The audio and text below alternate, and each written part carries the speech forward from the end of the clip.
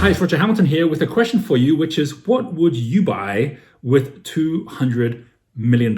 When Peter Buffett was 19 years old, he got $90,000, which became worth $200 million. The reason for this is because Peter Buffett's father is Warren Buffett. And Warren Buffett, as you know, is a great investor. At the time when Peter was 19 years old, Warren had already been keeping Peter's inheritance from his grandparents in shares in Berkshire Hathaway. On Peter's birthday, he got a choice as to whether or not he wanted to keep them in shares or whether he'd rather sell it and go do something with that money. So what would you have done? What Peter did was he decided to sell the shares because he thought he had something much more valuable than money to invest in. And the thing he decided to invest in was his time. Peter was actually studying at Stanford University at the time to be a CEO or an investor. And he's like, you know what? I don't even want to do that. I'd rather be a musician. I wonder if I can actually take this money and stretch it out, buy myself time, and figure out actually how to do what I really would love to do with my life. Peter actually wrote a book about this, which is called Life is What You Make It.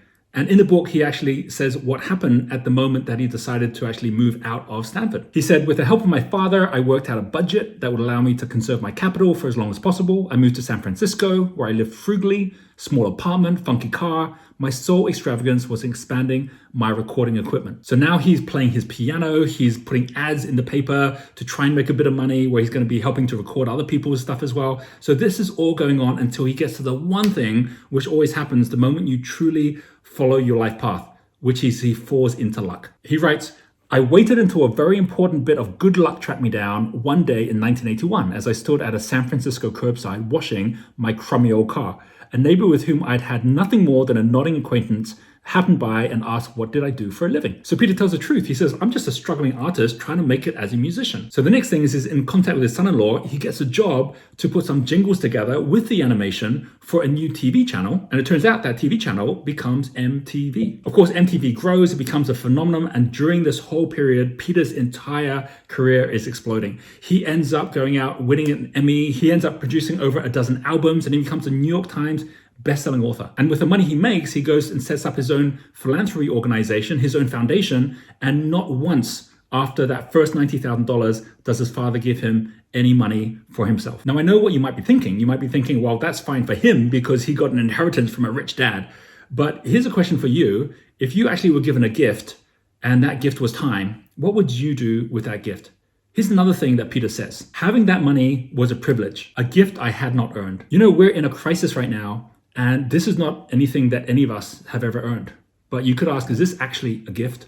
What if it was? What if it was the greatest gift? Because it's actually giving us all time. When Peter was asked many years later, did he regret giving up so much money? He said, not at all, because what I bought was so much more precious. I bought my time. And with that time, he bought his dream life. I know with this crisis, there are many people who are losing their lives. There are many people losing their loved ones. I know with this crisis, there are people who are going hungry. There are people who are falling into poverty. But if you right now yourself have got your health, if you right now have got a shelter over your head and you've got food on the table, you've also got your time. Now's the time to be taking that for the gift that it is.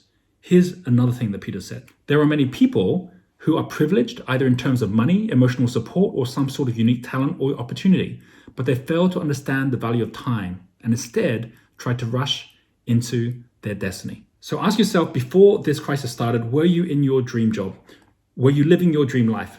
If the answer to that is no, then take this for the gift that it is and start investing your time. First, by slowing down, by taking stock, by seeing what would be your ideal life, realigning towards that, and then put your foot in the accelerator again.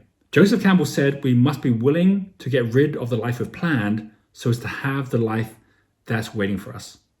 So what life is waiting for you? Please do post below whatever is the comment you'd like to leave on the commitment you're going to make for your life. And I look forward to seeing you in the next video.